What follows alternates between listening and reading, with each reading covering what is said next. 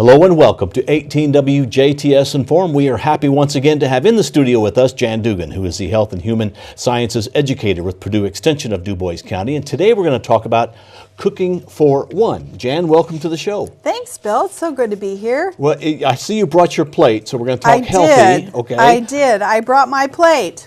But we are going to talk mostly about cooking for one. Maybe that you've always been alone, you're a bachelor or bachelorette, or it could be that recently you may be widowed or some other situation may have happened. And so now you got to cook a little different. Is it hard to cook for one? You know, I hear different things from different people. And I think some of the challenges are your attitude about it, your thinking, how you think about it. A lot of times, individuals who are now cooking for themselves, who did cook for a large family or cooked for just their husband and themselves and now they're by themselves, or a husband that's alone that never cooked before and now wondering how to do that. So there could be a number of reasons why they find it difficult or hard to rethink, reframe their thinking about cooking. And a lot of times, you know, people are like, well, I don't want to bother. It's so much work to cook for myself. But, you know, it's not just about cooking. I'm more interested on the eating, that people are eating properly and following my plate and getting their fruits and vegetables and their lean protein, their whole grains and their dairies so that they can be healthy. Because I know it's difficult for some people that they don't want to eat by themselves, but the eating helps keep them healthy. The eating helps their minds and their brains, you know, work and function.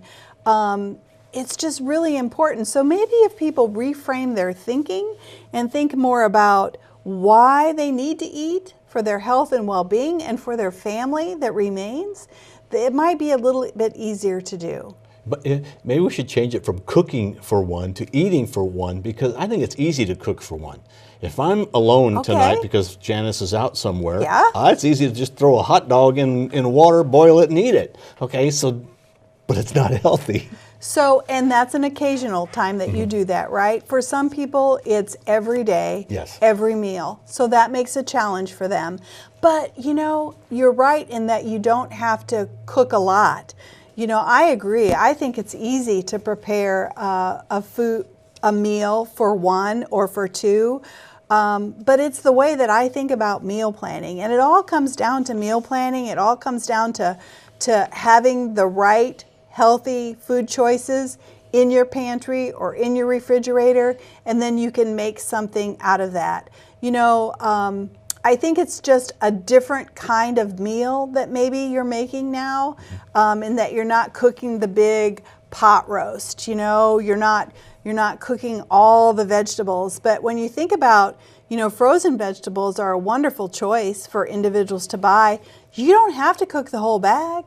You can cook one serving, you know, and put the rest back in the freezer. I think the freezer is the best friend for someone who is not cooking for many at a time, because you can even prepare meals. If you want to make that pot roast, you can prepare that pot roast, and then you can divide it up into serving sizes, freeze that meat so that down the road you can pull your pot roast out and have a pot roast meal. You know, you can make your own TV dinners, so to speak. You know, remember the old TV dinners? Right. Well, you can create those and you can freeze those and then have those. So, you know, it's really about reframing our thinking and thinking differently. I know that a lot of individuals who are alone, and that's a hard time for them to eat alone because they feel the loneliness more at that time. So you have to think about how can you change that up. So, you know, maybe definitely not every meal eat by yourself. You know, there's others like you, so find who those others are and have lunch dates where you go out and have lunch together, or have breakfast dates, or invite people in. If you know several in your church who are alone, you know, have a monthly potluck at your home. I know there's an expense to when you're cooking for family and you invite all family in, and you might not want to do that. But you know, if everybody shares the expenses and everybody brings a dish, then you get to sample these new things, you get to have a healthy meal, you get to have that social contact with people. Again, it goes back to reframing our thinking and thinking differently about it. Well, there's food a lot of times now is packaged differently than maybe it was before. Because I know you can buy a half a loaf of bread. Yes. And because that's all you're going to eat over a couple of weeks. Yes. Not a whole loaf. Yes. And you can buy an individual orange, not a bag of oranges. Yes. So you can buy maybe to be able to eat and cook easier for one. Yes, you're absolutely right. A lot of the packaging is available for one. What I hear from individuals, though, is, well, that's so expensive.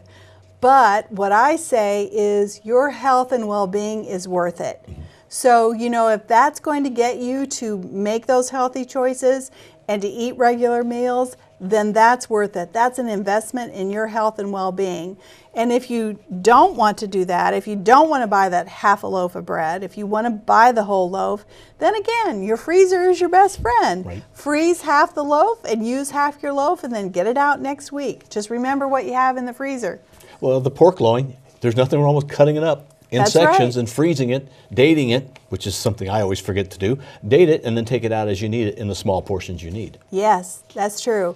You know, sometimes also too, when people talk about eating alone, there might be some other health challenges that they have, and that's really why they don't want to eat. Like, you know, as we age, our teeth aren't as great as they were. You know, we might have difficulty with dentures, or it might be hard to chew things that we once really enjoyed. So again, thinking about that food, how can you prepare it differently so that you can still enjoy it, or what food might you substitute to make it more palatable for you. Sometimes as we age, swallowing is an issue. So I understand that drinking more water will help with that. So, you know, if you have some health concerns and that's why you're not wanting to eat and make healthy choices for yourself, I really want to encourage our viewers to talk to their physician, talk to their healthcare team, let them know what's going on, because they can't read your mind. They don't know if you don't tell them, and there may be a reason that that's happening that can be fixed, or that can be helped or supported in one way or another. So, you know, I want to encourage people to, I love what you said. Don't think about it as cooking for one. Think about it as eating for one. Think about eating because you need to eat to maintain your health and well-being. And embrace it. Change is change. And we're Yes. always going to be changing. Things are always going to change for us. And just embrace it and try to make it a new and exciting way to do things. But also look for opportunities to eat with others.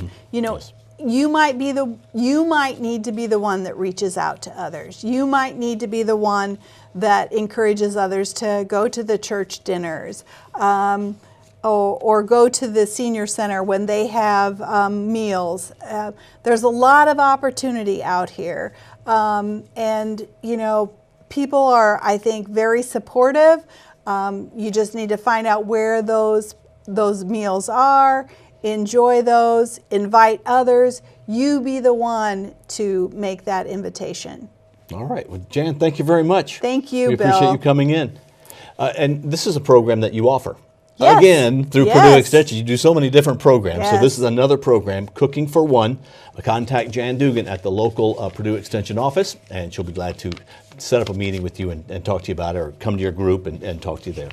Jan, thank you very much. Thank you, Bill. Our guest has been Jan Dougan, the Health and Human Sciences educator for Purdue Extension in Du Bois County. She is available at the local office. Give her a call. Thank you for watching WJTS Inform. We are local people watching local people.